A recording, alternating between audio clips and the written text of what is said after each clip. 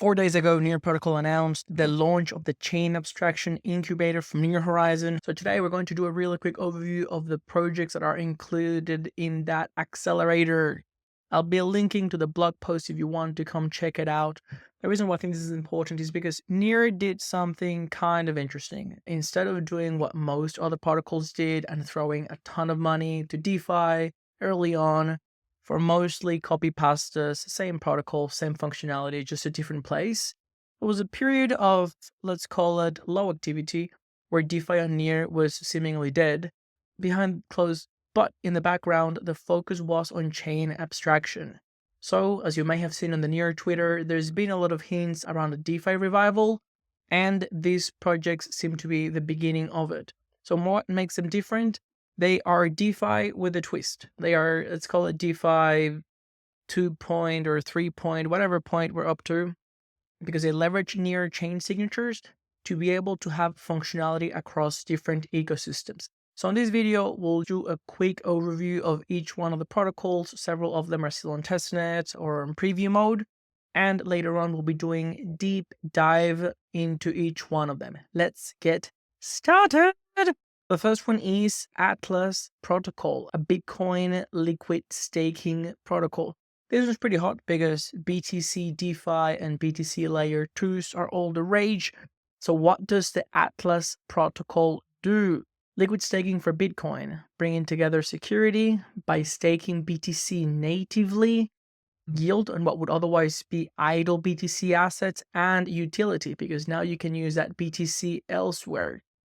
Roadmap, we're on testnet now, and it should be on mainnet over the next couple of months.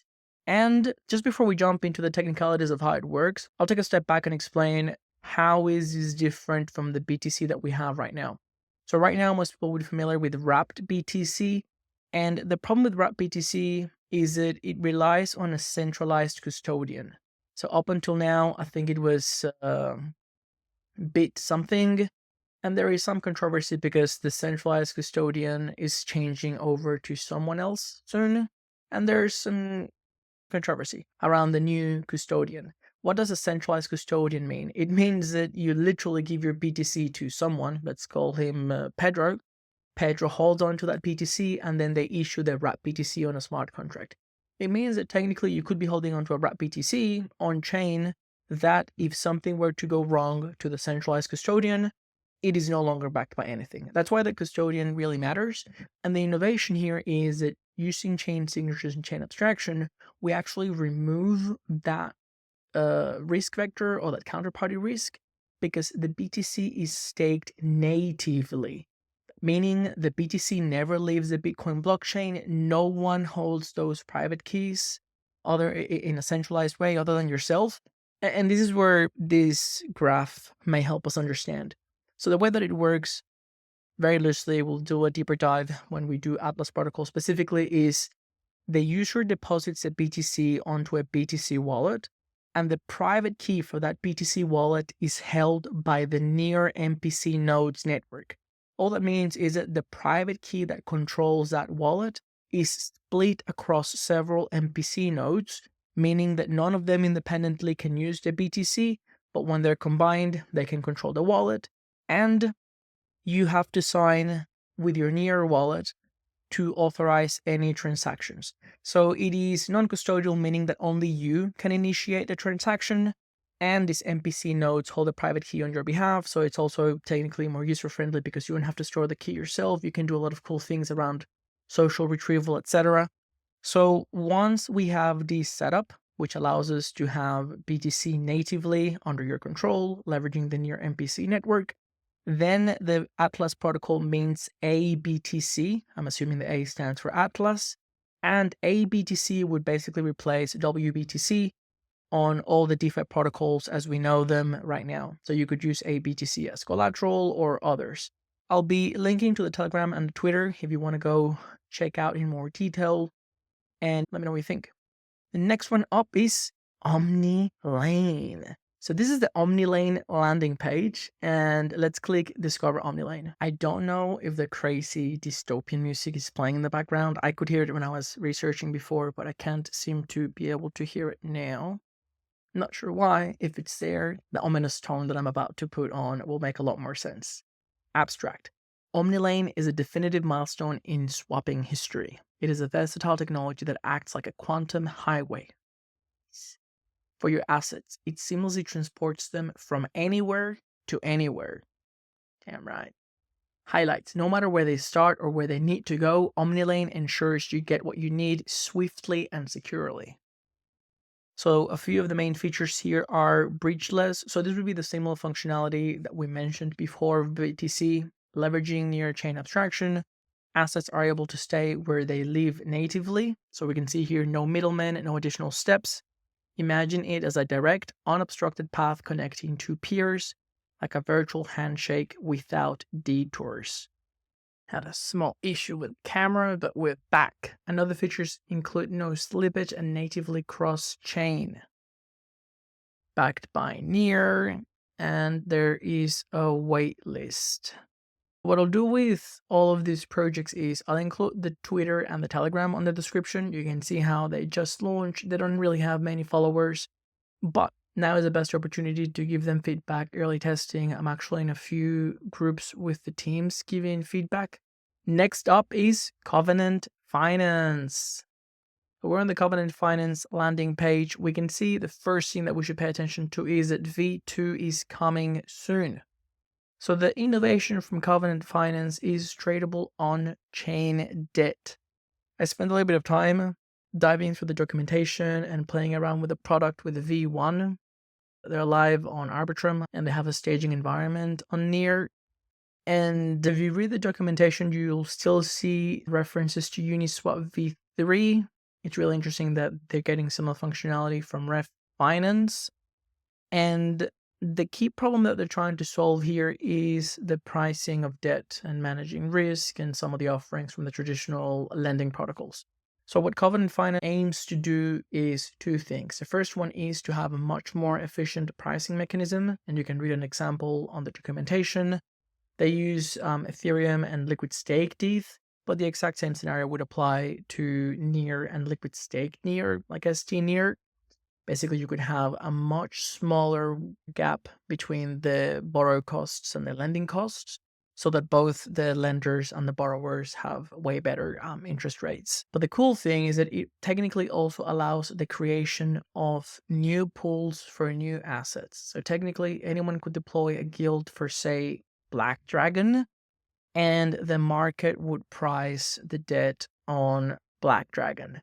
I'll get into more details when we do a deep dive into Covenant. I just think it is very cool to see new lending primitives on Near and to see how Ref Finance can be leveraged by other teams to introduce these kind of primitives. Perhaps the last thing I'll mention is this is a team that stands out because they have a lot of fancy logos. Palantir is pretty badass, Caltech, McKinsey, etc. I'm pretty sure I'm the only one on the staging environment now, but I'll include the links so you can go and check it out yourselves. Next one up is Templar. The spirit of Templar will rise again. Nice. Supply and borrow assets from any chain. Do you see a pattern here? Because I do. Supply and borrow assets from any chain. And you may notice a pattern here. No bridging, no centralized custody, no rehypothecation.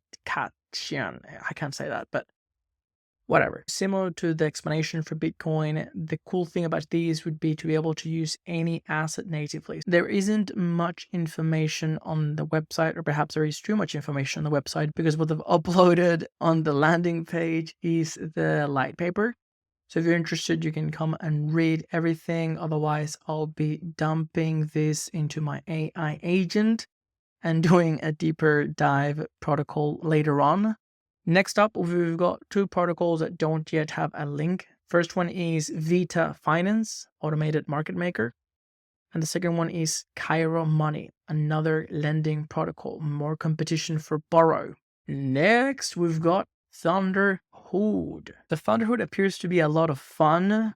It is a meme coin launchpad, but with extra features and functionalities, specifically leverage trading for meme coins. I'm not entirely sure how this works yet, but this looks insane. I mean, I've been asking for leverage trading on meme coins kind of as a joke on Near, but not really. But leverage trading is perfectly normal in other places. I actually lost a lot of money trading Popcat and WIF, like Dope with a Hat, on other blockchains. So it'd be really interesting to see this innovation on Near. They're kind of risky because meme coins in Near have very small market caps, so there's always a possibility for manipulation. But in general, I think it's a solid product, and we'll be learning a lot more when I do my deep dive. Who knows? We may even launch a shitcoin live during the video. Next up, we've got DeltaTrade. DeltaTrade may look familiar if you looked at some of my more recent videos, because I did do a product review on DeltaTrade.